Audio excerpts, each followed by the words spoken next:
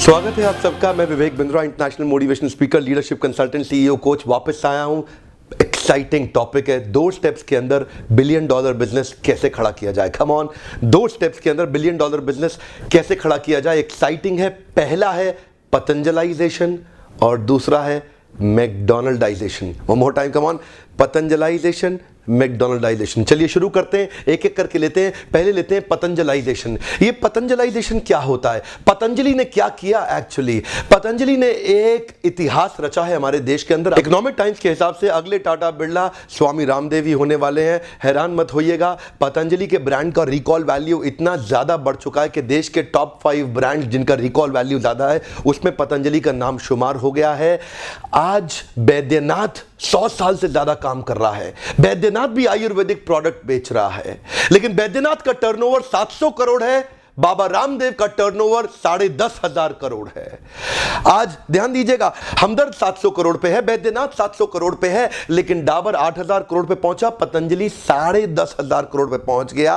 आज यूनिलीवर को छोड़ के बाकी सारी एफएमसीजी कंपनी बाबा रामदेव से पीछे हो गई। जानते हैं कारण क्या है? पतंजलाइजेशन होता क्या है? ध्यान दीजिएगा, एक गलती हमदर्द और बैद्यनाथ लगातार कर रहे थे। चलिए 2 को ही कंपेयर करते हैं। पतंजलि और बैद्यनाथ दोनों आयुर्वेदिक प्रोडक्ट्स को लेके फेमस हुई। बैद्यनाथ के 750 पेटेंटेड प्रोडक्ट हैं, लेकिन पतंजलि के पास केवल 350 प्रोडक्ट हैं। लेकिन फिर भी बैद्यनाथ 700 करोड़ पे, पतंजलि 10,500 करोड़ पे। कारण क्या है समझिए। बाबा जी ने मार्केट की नीड को समझा, इसको बोलते हैं पतंजलाइजेशन। हमने इसको नाम दिया पतंजलाइजेशन। मैकडोनल्डाइजेशन स्पीड के बारे में है, पतंजलाइजेशन नीड के बारे में है। पतंजलाइजेशन से नीड समझ में आती है, मैकडोनल्डाइजेशन यानी कि मैकडोनल्ड जो बर्गर बनाता है वो स्पीड के कारण फेमस हुआ। बिलियन डॉलर बिजनेस बनाना चाहते हैं तो दोनों बड़ी कंपनीज का आज एक कॉम्बिनेशन अपने धंधे के अंदर लेके आइए। पतंजलि से समझिए नीड, मैकडोनल्ड से समझिए स्पीड। जब ये दोनों चीजें आपने पकड़ ली, मार्केट की नीड और बड़ी स्पीड के साथ मार्केट की नीड को जब आपने सर्व कर दिया, दुनिया में आपको कंपीट करने वाले ज्यादा कॉम्पिटिटर बचेंगे ही नहीं। एक एक करके चलते हैं ना। पहले बैद्यनाथ और पतंजलि का एक केस स्टडी पकड़ लेते हैं। बैद्यनाथ के पास 750 पेटेंटेड प्रोडक्ट हैं, जबकि बाबा रामदेव 350 प्रोडक्ट से काम कर रहे हैं। बैद्यनाथ 700 करोड़, बाबा रामदेव 10,500 करोड़। ये क्यों हुआ? गलती क्या कर रहा है बैद्यनाथ जो बाबा जी समझ गए और बाबा जी कमाल कर गए? बाबा जी फास्ट मूवर हो गए हैं। क्या गलती कर रहे थे बैद्यनाथ वाले? उनकी एक ही गलती है, उनकी जो प्रोडक्ट लाइन है वो आज भी चटनी चूरन बना रहे हैं और आयुर्वेदिक प्रोडक्ट्स के साथ में लगे हुए हैं। लेकिन बाबा जी आयुर्वेदिक प्रोडक्ट को एफएमसीजी में निकाल के ले आए, वही आयुर्वेद, और उसको ला करके एफएमसीजी के अंदर डाल के सर्व कर दिया। बैद्यनाथ 100 साल से काम कर रहे हैं, बाबा जी 10 साल से काम कर रहे हैं। बैद्यनाथ 100 साल में नहीं कर सका जो बाबा जी ने 10 साल में कर दिया, क्योंकि आज भी बैद्यनाथ चटनी चूरन बनाने में लगा है। बैद्यनाथ आज भी अपने आयुर्वेद प्रोडक्ट को आयुर्वेद की तरह ही बेच रहा है। लेकिन बाबा रामदेव ने क्या किया? आयुर्वेद के प्रोडक्ट को, वही अश्वगंधा, वही त्रिफला, वही नीम, वही लौंग, वही सारे आयुर्वेदिक आइटम्स का इस्तेमाल उन्होंने एफएमसीजी में डाल दिया। अभी तक वो चटनी चूरन बनाते रहे, लेकिन ये आज बॉर्नवीटा के अगेंस्ट पावरवीटा लाके खड़ा कर दिया। आज बाबा जी ने दंत मंजन की बात नहीं करी, दंत कांति बना दिया। दंत कांति एक आम बच्चे के लिए, कॉलेज के, स्कूल के बच्चे के लिए भी अच्छा है इस्तेमाल करना, इसीलिए प्रोडक्ट की रिकॉल वैल्यू बढ़ गई। अब वो आयुर्वेद बेचने में लगे थे, बोले मेरी स्ट्रेंथ है, मेरी स्ट्रेंथ है, मेरी ताकत है, मेरी ताकत है। लेकिन आप ही की ताकत आपको डुबो सकती है, जैसे कि कोडाक की ताकत नहीं, कोडाक को डुबो दिया। कोडाक फिल्म कैमरा उसकी ताकत थी और वही फिल्म कैमरा उसकी ताकत नहीं, उसको डुबो दिया क्योंकि जमाना बदल रहा था।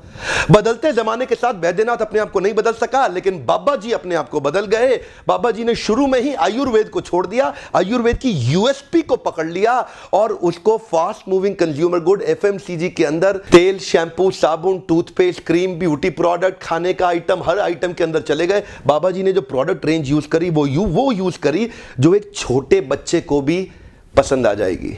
आज भी बैद्यनाथ का एक भी आइटम ऐसा नहीं है जो छोटे बच्चे इस्तेमाल करते हों।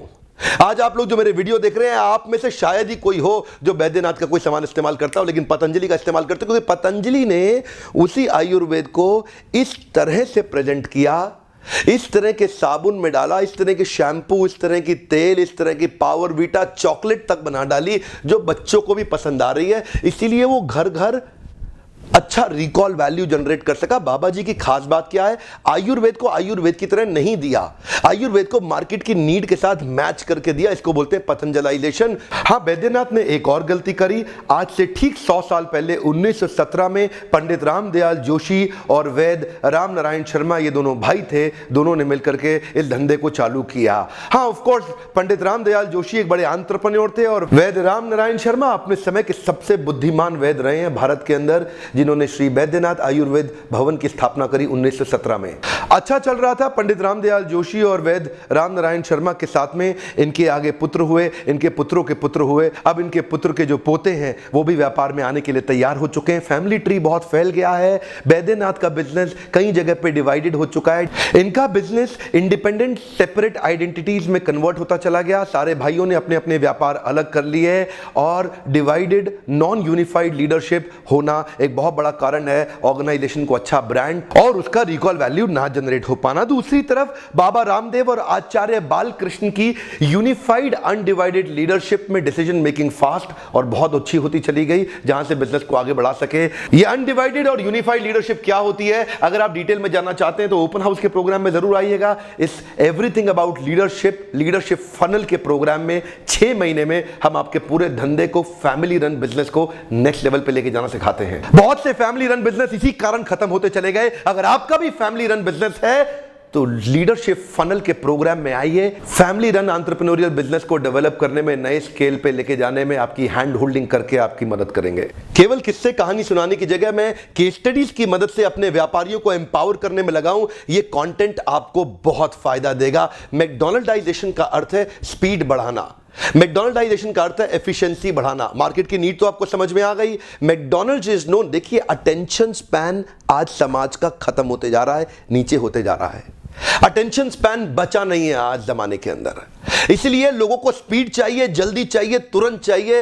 बाबा जी ने इन्हीं एफएमसीजी के पूरे इकोसिस्टम का इस्तेमाल किया। कॉन्ट्रैक्टर इसी Hindustan Unilever, Procter and Gamble, Dabur और हिमालय, इमामी, इन्हीं के कॉन्ट्रैक्टर वेंडर सारे उठाए और अपनी पैकेजिंग पोजिशनिंग करी। प्रोडक्ट के अंदर आयुर्वेदिक प्रॉपर्टीज लेकर के आए। आयुर्वेद की तरह नहीं बेचा, एफएमसीजी की तरह बेचा। ध्यान दीजिएगा, नीड तो समझ में आ गई, अब स्पीड कैसे बढ़ाएं। स्पीड बढ़ाने के लिए वेरिएशन से स्टैंडर्डाइजेशन पे जाना पड़ेगा। 6 सिग्मा कहते हैं इसको, ध्यान दीजिएगा। वेरिएशन से स्टैंडर्डाइजेशन पे जाना पड़ेगा। मैकडॉनल्ड्स का बर्गर उतना अच्छा नहीं है, लेकिन उसकी जो स्पीड है ना, वो उसकी स्ट्रेंथ है। तो ये जो केस स्टडी है, मैकडॉनल्ड्स आज 1 बिलियन बर्गर दुनिया में खिला चुका है। आप मेरे पहले भी वीडियो देख चुके हैं, जैसे मैंने गुप्ता बर्गर वाला और मैकडॉनल्ड्स की केस स्टडी को डिस्कस किया था। मैकडॉनल्ड्स आज सफल ही इसलिए हुआ है क्योंकि सिस्टम्स ऑफ एफिशिएंसी है, ऑपरेशनल एक्सीलेंस आ चुका है। ये 6 सिग्मा का ट्रेनिंग भी आप जरूर अटेंड करिए। ध्यान दीजिएगा, वेरिएशन से स्टैंडर्डाइजेशन, इससे आता है आपका रिलायबिलिटी, इससे बढ़ती है आपकी ऑपरेशनल एफिशिएंसी, इससे बढ़ती है आपकी कंसिस्टेंसी, बढ़ जाती है क्वालिटी और हर प्रोडक्ट में यूनिफॉर्मिटी आ जाती है। सुना है आपने आईएसओ सर्टिफिकेशंस के बारे में? क्या होते हैं ये एसओपीज बनाने में आपको मदद करते हैं। स्टैंडर्ड ऑपरेटिंग प्रोसीजर्स बन जाते हैं। एसओपीज हर जगह लिखे जा सकते हैं। एसओपीज आपके फाइनेंस में लिखे जा सकते हैं, एडमिन में, एचआर में, लीगल में, अकाउंट्स के अंदर, सेल्स में हो, मार्केटिंग में हो, प्रोडक्शन में हो, किसी भी डिपार्टमेंट में एसओपीज यानी कि स्टैंडर्ड ऑपरेटिंग प्रोसीजर लिखे जा सकते हैं, जो आईएसओ सर्टिफिकेशंस में भी सिखाए जाते हैं आपको। 6 सिग्मा जिसकी मैं बात कर रहा हूं आपसे, जहां वेरिएशन से स्टैंडर्डाइजेशन पे लाया जाता है, इसी को बोलते हैं मैकडॉनल्डाइजेशन। आपने मार्केट की नीड तो आइडेंटिफाई कर ली, वो तो केवल आपका आइडिया है, लेकिन जब आप प्रोसेस ओरिएंटेशन करते हैं तो आपकी स्पीड बढ़ जाती है। मैकडॉनल्ड स्पीड के कारण जाना जाता है, पतंजलि नीड के कारण जाना जाता है। ये दोनों दुनिया के बड़े कॉन्ग्लोमरेट्स बनते चले जा रहे हैं, बहुत फैल गए हैं, बढ़ गए हैं। अगर आपने दोनों की स्ट्रेंथ को उठा के जोड़ लिया तो आपका धंधा $1 बिलियन बिजनेस नहीं, $1 ट्रिलियन बिजनेस भी हो सकता है। मेरी इच्छा रहती है कि इन केस स्टडीज के माध्यम से हाई क्वालिटी कंटेंट में आप तक पहुंचाता रहूं। इतनी एक्सपेंसिव होती जा रही है आज मैनेजमेंट की पढ़ाई। एमबीए के प्राइवेट कॉलेजेस आज चाहते हैं कि एक ही बार में आपकी जेब को काट लें, लाखों करोड़ों रुपया खर्च करना पड़ता है आज इस मैनेजमेंट की पढ़ाई के लिए। आज मैंने जिम्मेदारी उठाई है कि इन्हीं केस स्टडीज के माध्यम से इसको मैं अपनी फ्री लर्निंग यूनिवर्सिटीज की मदद से हर व्यक्ति तक अपने हिंदुस्तान में पहुंचाना चाहता हूं। हर व्यापारी को एम्पावर करने का मैंने ये जो सपना देखा है इसमें क्या आप मेरी मदद करना चाहेंगे? जितने भी व्हाट्सएप ग्रुप के अंदर छोटे छोटे बड़े बड़े बिजनेसमैन हैं उनको वीडियो ज़रूर शेयर करिए। क्या पता कि कौन सा व्यापारी कहां से कहां पहुंच जाए आपका इस एक वीडियो शेयर करने से। हर बिजनेस में या तो नीड की कमी होती है या स्पीड की कमी होती है। आपको भी देखना होगा आपके बिजनेस में कहीं आप बैद्यनाथ के समान कोई गलती तो नहीं कर रहे, और अगर आपने नीड पकड़ भी ली है तो क्या आपके धंधे में स्पीड आई है या नहीं आई है? बाबा रामदेव 10 साल के अंदर ही हजारों करोड़ का धंधा कर लिया। क्या आप में वो क्षमता है या नहीं है? आप में वो क्षमता है, लेकिन फिर भी यदि आप नहीं कर पा रहे तो लीडरशिप फनल के प्रोग्राम में जरूर आइए। ये मोबाइल नंबर अभी फोन करिए, पता लगाइए अगली तारीख कब की है, क्योंकि 10 मिनट के अंदर पूरे धंधे की नीड और स्पीड समझाना मेरे लिए मुश्किल है। अगर आप मुझसे मिलकर पर्सनली मिलना चाहते हैं लीडरशिप फनल में तो मैं आपकी मदद करूंगा इस 6 महीने के प्रोग्राम में, आपके धंधे में नीड को बढ़ाने में और आपके धंधे की स्पीड को बढ़ाने में। आज की केस स्टडी में मेरे 2 प्रश्न हैं। पहला प्रश्न है पतंजलि ने क्या सही किया और बैद्यनाथ ने क्या गलत किया? आप नीचे लिखें, यानी कि पतंजलि ने क्या सही किया, बैद्यनाथ ने क्या गलत किया, नीचे लिखें। बैद्यनाथ की गलती के बारे में बताएं, पतंजलि की ताकत के बारे में बताएं। और दूसरा मेरा प्रश्न है मैकडॉनल्डाइजेशन और पतंजलाइजेशन से आपने क्या सीखा? कोई नया वीडियो चाहते हैं उसके बारे में भी जरूर बताइएगा। पर एक बात मैं पूछना चाहता हूं आपसे, क्या आपको एक केस स्टडी बेस्ड वीडियोस का फायदा होता है? अगर आपको लगता है इससे आपका फायदा हो रहा है तो मुझे थम्स अप लाइक दीजिए। जितने लाइक्स आएंगे मैं समझ पाऊंगा कि आपको इन वीडियो से फायदा हो रहा है। इन वीडियोस को देखने के लिए आपका बहुत बहुत धन्यवाद। अगर आपने सब्सक्राइब नहीं किया जरूर करके बेल आइकन को हिट करिए। ऐसा कोई भी